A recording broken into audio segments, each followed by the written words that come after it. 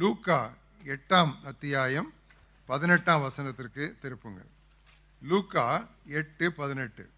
இந்த இடத்துல ஆண்டவராய் இயேசு கிறிஸ்து நம்ம எல்லாருக்கும் தெரிந்த விதைக்கிறவனுடைய ஓமையை குறித்து பேசுகிறார். லூக்கா 8ஆம் அதிகாரத்திலே துவக்கத்திலிருந்து the parable of the sower அதை குறித்து அவர் பேசிக்கொண்டிருக்கிறார். அவர் பேசிக்கொண்டு அதை முடித்த உடனே என்ன சொல்லுகிறார்? ஆதலால். அந்த 18ஆம் வசனம் பாருங்க. ஆதலால். பைபிள் படிக்கும்போது எப்பவும் இந்த ஆனால், அன்றியும், ஆதலால், மேலும் இந்த வார்த்தைகள் எல்லாம் ரொம்ப கவனிக்கணும். ஆங்கிலத்தை சொல்ல வேண்டுமானால் you should look into these conjunctions. Conjunctions are important. Conjunctions என்றால் முந்தின பகுதியோடு முந்திய வசனத்தோடு இணைக்கிற வார்த்தைகள். ஆதலால். அப்போ இவ்வளோ நேரம் அவர் அந்த 4 நிலங்களை குறித்த ஒரு ஓமையை சொல்லிக்கொண்டு அதன் முடிவிலே ஆதலால் நீங்கள் கேட்கிறதை குறித்து என்று சொல்லவில்லை, கேட்கிற விதத்தை குறித்து அடிக்கோடிட்டு கொள்ளும்.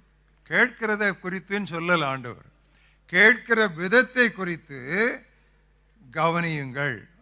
Take heed not what you hear but how you hear. எப்படி கேட்கிறீர்கள், என்ன கேட்கிறீர்கள் என்பதல்ல, எப்படி கேட்கிறீர்கள் என்பதை குறித்து நீங்கள் கவனமாக இருங்கள் சொல்லிவிட்டு, உள்ளவனவனோ அவனுக்கு கொடுக்கப்படும், இல்லாதவனவனோ அவன் தனக்கு உண்டு என்று நினைக்கிறதும் அவனிடத்திலிருந்து எடுத்து கொள்ளப்படும் என்றார். வேறு வார்த்தையில் சொல்ல வேண்டுமானால், சரியான விதத்திலே கேட்கிறவர்களுக்கு ஆண்டவர் தம்முடைய திருவார்த்தையின் வெளிச்சங்களையும் வெளிப்பாடுகளையும் கொடுத்து கொண்டே இருப்பார். God will keep on giving out his new revelations from his word for those who listen to his word in the right approach, in the right manner, in the right attitude. அவர்களுக்கு ஆண்டவர் கொடுத்து கொண்டே இருப்பார். அதிலே ஒரு ஏனோதானோ என்கிற ஒரு நிலைமை இருக்குமானால் அவர்களுக்கு இருக்கிறது என்று நினைக்கிறதையும் ஆண்டவர் எடுத்துக்கொள்வார். இந்த வார்த்தைகளை நாம் எவ்வளவு கவனமாக நாம் கருத்தூண்டி நாம் யோசித்திருக்கிறோமோ எனக்கு தெரியாது. நம்மகிட்ட இருக்கிறத கூட ஆண்டவர் எடுத்துக்குவாராம். நம்ம கொஞ்சம் வெளிப்பாடு இருக்குது, நமக்கு அது தெரியும் இது தெரியும், நினைக்கிறத கூட எடுத்துக்கிடுவேன். ஆனால் நீ கேட்கிற விதம், the way that you listen to the word of God, how you listen to the word of God, அது சரியாக இருக்குமானால் நான் தொடர்ந்து உனக்கு திருவசனத்திலிருந்து என்னுடைய வெளிப்பாடுகளை நான் தந்து கொண்டே இருப்பேன்னு சொல்கிறேன். ஸோ இந்த காலையிலே நான் உங்களோட கூட பேச வரும்போது அது ஒரு தனி தியானமாக இருக்கட்டும், அல்லது ஒரு வேதபாட வகுப்பாக இருக்கட்டும், அல்லது ஒரு விதமான ஒரு பிரசங்கமாக இருக்கட்டும், நாம் எப்படி கேட்க வேண்டும் என்பதுதான் இன்றைக்கு என்னுடைய செய்தியினுடைய தலைப்பு. How we must hear the word of God. நாம் தேவனுடைய வார்த்தையை எப்படி கேட்க வேண்டும். இதில் 7 முக்கியமான குறிப்புகளை நடைமுறை அனுபவங்களோடு நீங்கள் தெளிவாக புரிந்து கொள்கிற வகையிலே உங்களோடு நான் பகிர்ந்து கொள்ள உங்கள் முன்னால் நிற்கிறேன். மிகவும் தெளிவாக தேவனுடைய வார்த்தையை நம்மிடத்தில் வரும்படி நாம் அவருடைய முகத்தை நோக்கி பார்ப்போம். நல்ல ஆண்டவரே, இந்த அருமையான காலை வேளையிலே நீர் எங்களுக்கு தந்திருக்கிற மிக அரிய பொக்கிஷமாகிய உம்முடைய திருவார்த்தைக்காக நாங்கள் உமக்கு நன்றி சொல்கிறோம். அந்த திருவார்த்தையை அது போதிப்பதாக இருக்கட்டும், பிரசங்கிப்பதாக இருக்கட்டும், நாங்கள் தனித்து தியானிப்பதாக இருக்கட்டும், அதை நாங்கள் எவ்விதம் நாங்கள் பெற்றுக்கொள்ள வேண்டும், கேட்க வேண்டும் என்று இந்த காலை வேளையிலே உம்முடைய சமூகத்திலே தியானிக்க நாங்கள் கூடி வந்திருக்கிறோம். கர்த்தாவே, நீர் எங்கள் ஒவ்வொருவரோடும் பேசும். இயேசுவின் நாமத்தில் பிதாவே, ஆமென். முதலாவது, தேவனுடைய வார்த்தையை நாம் எப்படி கேட்க வேண்டும்? நமக்கென்று தனிப்பட்ட செய்தியாக அதை நாம் கேட்க வேண்டும். You must receive God's word as a personal message to you.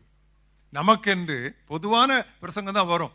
பிரசங்கம் பண்ணும்போது இப்படி பொதுவாக பிரசங்கம் பண்ணுவாங்க, போதிக்கும் பொழுது பொதுவாக போதிப்பாங்க, வேதபாட வகுப்புகளில் பலவிதமான கருத்துக்கள் பரிமாறப்படும். ஆனால் நாம் அதை we should receive it as a personal word from God. ஆண்டவரிடத்திலிருந்து வருகிற தனிப்பட்ட எனக்கு வருகிற செய்தி என்று எடுத்துக்கொள்ள வேண்டும். அதற்கு ஒரு உதாரணம் சொல்லுகிறேன். உங்கள் எல்லாருக்கும் தெரியும், ஆண்டவராகிய இயேசு கிறிஸ்து அந்த பந்தியில் இருக்கும் பொழுது தன்னுடைய சிஷ்யர்களை பார்த்து, கடைசி பந்தி அந்த ராப்போஜனத்தில் இருக்கும்போது தன்னுடைய சிஷ்யர்களை பார்த்து சொல்லுகிறாரு, உங்களில் ஒருவன் என்னை காட்டி கொடுப்பான் என்று மெய்யாகவே உங்களுக்கு சொல்லுகிறேன். இந்த சமீபத்தில் நான் அந்த ஆண்டவராகிய இயேசு கிறிஸ்து இந்த மெய்யாகவேன்னு சொன்னதெல்லாம் நான் சேர்த்து பார்த்தேன். அவர் எப்பவுமே பொய் சொல்கிறது இல்லை, அவர் சொல்கிறது எல்லாமே மெய் தான் இல்லையா? சொல்றது எல்லாமே மெய் தான். அவரே மெய்தான், அவரே சத்தியமானவர் தான். சில இடங்களில் மெய்யாகவேன்னு சொல்றாரு, இன்னும் சில இடங்களில் அதை டபுளாக சொல்றாரு, மெய்யாகவேங்கிறாரு. அதெல்லாம் உட்காந்து நான் கொஞ்சம் படிச்சுட்டு இருக்கேன். ஏன்னா இதெல்லாம் ரொம்ப முக்கியம், நம்முடைய வாழ்க்கையில் தவறு விட்டுக்கூடாது.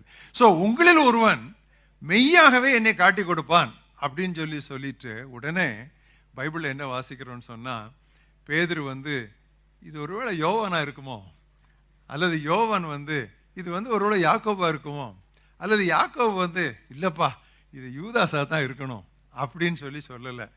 பைபிளை திருப்புங்க, முக்கியமான வசனம் மத்தேயு 26, 21, 22. எவ்வளவு அழகா இருக்கு பாருங்க. மத்தேயு 26, 21, 22.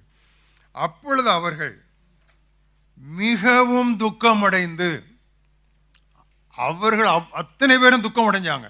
அப்ப என்ன அர்த்தம்னா, உங்களில் ஒருவன் சொன்னாலும் அவங்க எல்லாரும் அதை என்ன எடுத்துக்கிட்டாங்க, தங்களுக்கு பர்சனல் வேர்டா எடுத்துக்கிட்டாங்க, தனிப்பட்ட செய்தியை எடுத்துக்கிட்டு அவர்கள் எல்லாரும் மிகவும் துக்கம் அடைந்து அவரை நோக்கி, ஆண்டவரே, பேதுருவோ யோவானோ யாக்கோவான்னு கேட்கல, என்ன கேட்டாங்க,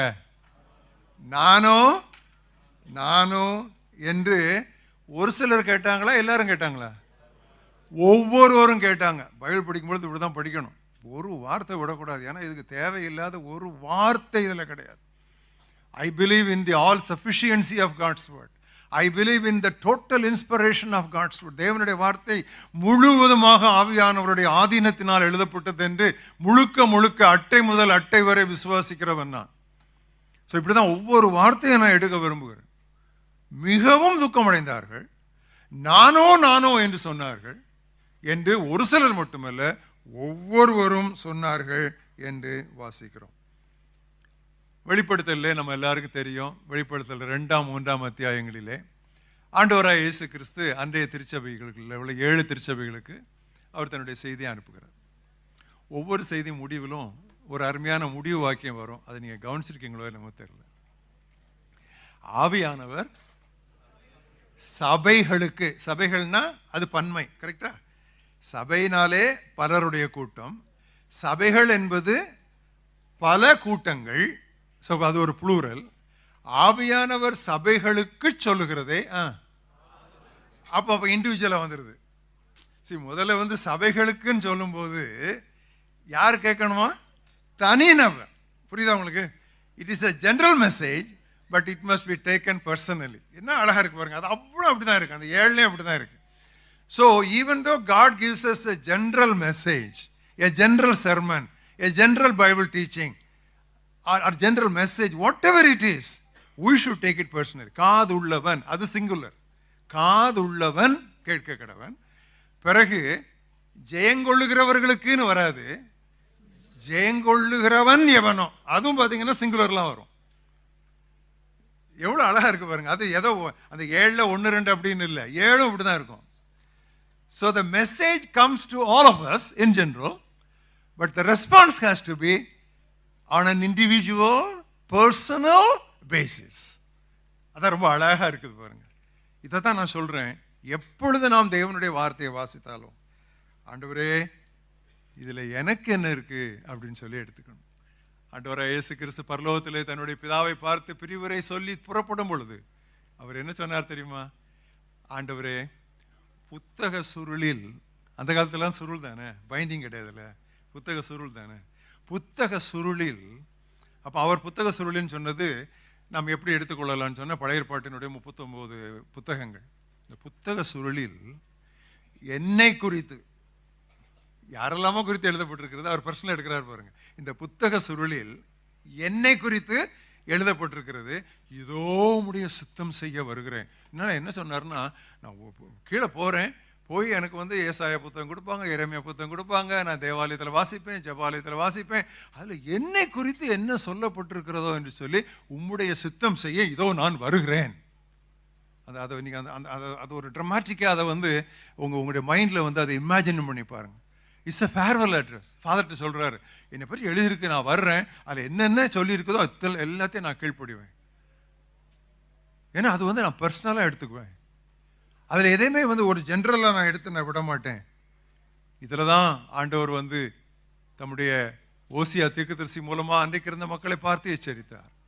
என்னுடைய வேதத்தின் மகத்துவங்களை அவர்களுக்கு நான் எழுதி கொடுத்தேன், அவர்களோ அதை யாருக்கும் நினைச்சிட்டாங்க. அந்நியகாரியம்னா என்ன? அவர்களுக்கு எழுதி கொடுத்தேன், அவர்கள் என்ன நினைச்சிட்டாங்க? யாருக்கும் நினைச்சிட்டாங்க. இன்னைக்கு பேசின பிரசங்கம் இவருக்கு ரொம்ப முக்கியம், இது இவருக்கு தான் நல்லதுன்னு சொல்லி பல நேரங்களில் நம்ம அறியாமல் நம்ம நினைக்கிறோம். இது அந்த காலத்திலேருந்து நம்மகிட்ட இந்த கெட்ட பழக்கம் இருந்துக்கிட்டே இருக்குது. எனக்கு ஆண்டவரே குறிஞ்சி பார்க்கணும், இந்த பகுதி என்னை குறித்து என்ன சொல்லுகிறது, இந்த பகுதி தேவனோடு உள்ள என்னுடைய தொடர்பு குறித்து என்ன சொல்லுகிறது, இந்த பகுதி மக்களோடு உள்ள என்னுடைய ஐக்கியத்தை குறித்து என்ன சொல்லுகிறது, இந்த பகுதி உலகத்தை பொறுத்த அளவில் என்னுடைய பொறுப்பை குறித்து என்ன சொல்லுகிறது. இப்படி பல கேள்விகளை நாம் கேட்டு பார்த்து அந்த குறிப்பிட்ட செய்தியை நம்முடைய சொந்த செய்தியாக நாம் மாற்றிக்கொள்ள வேண்டும். இதனால்தான் யாக்கோபு அப்போஸ்தலன் அழகாக எழுதினார், உங்களை ரட்சிக்க வல்லமை உள்ளவராய் இருக்கிற திருவசனத்தை சாந்தமாய் ஏற்றுக்கொள்ளும். அந்த சாந்தம்ங்கிறது அதில் எதுக்கு வருது அப்படின்னு சொல்லி சொன்னால், ஒரு spirit and attitude of submission, no rebellion, ஒரு ஈல்டட்னஸ், ஏற்றுக்கொள்கிறேன் என்று வருகிறது. ஸோ நாம் இந்த நாளிலிருந்து நாம் எல்லாரும் ஒரு தீர்மானம் எடுப்போம். பைபிளை நான் காலையில் திறந்துட்டேன்னா, தனியாக உட்காந்து நான் பைபிளை திறக்கிறேன்னா, அதில் எனக்கு என்ன இருக்கு நான் எடுக்கணும். இவன் பிரசங்கமாற ரொம்ப கவனமாக இருக்கணும். இப்போ நாங்களாம் ரொம்ப கவனமாக இருக்கணும். எங்களுக்கு வந்து எப்போ பாரு பிரசங்க வேட்டை, அதாவது எங்கேயாவது ஒரு குறிப்பு கிடைக்காதான்னு சொல்லி நாங்கள் குறிப்பாக தேடிட்டு இருப்போம். ஏன்னா அடுத்த பிரசங்கத்துக்கு நாங்கள் குறிப்பை தேடுவோம். ஸோ இது எங்களுக்கு வந்து ஒரு பெரிய ட்ராப். அதனால தான் வந்து மற்ற திராட்சை தோட்டத்தை நாங்கள் பார்த்தோம், ஏன் திராட்சை தோட்டத்தை நான் பார்க்க முடியலன்னு சொல்கிற நிலைமைக்கு நாங்கள் அநேகர் தள்ளப்படுவது அதனால தான். ஏன்னா நாங்கள் எப்போவுமே பிரசங்கம் தேடுவோம். ஸோ பிரசங்கமாராக இருக்கிற நாங்கள் மிகவும் கவனமாக இருக்கணும். முதலாவது பவுல் அப்போஸ்தலன் அழகாக சொன்னார், பிரயாசப்பட்டு பயிரிடுகிறவன் முந்தி பலனில் பங்கடைய வேண்டும். யாரு வந்து நீங்க பிரயாசப்பட்டு நீங்க பயிரிட்டு நீங்க விளைவிக்க செய்றீங்களோ அதனுடைய பலனை முதலாவது சாப்பிட வேண்டியது யாரு? அந்த விவசாயி தான் சாப்பிடும். இங்க விவசாயி சாப்பிட்டுட்டு தான் அந்த பிரசங்கியார் அதை முதலாவது சாப்பிட்டு உட்கொண்ட பிறகுதான் அதை அவர் மற்றவர்களுக்கு கொடுக்க வேண்டும். அது பவுல் என்ன அழகா வந்து ஒரு நல்ல ஒரு எடுத்துக்காட்டோடு அவர் சொல்றார் பார்த்தீங்களா? எனவே பிரியமானவர்களே, திருவசனத்தை தனித்து தியானித்தாலும் சரி, குழுவிலே விவாதித்தாலும் சரி, பிரசங்கங்கள் வாயிலாக கேட்டாலும் சரி, அதை உங்களுக்கு சொந்த தேவனுடைய வார்த்தையாக எடுத்து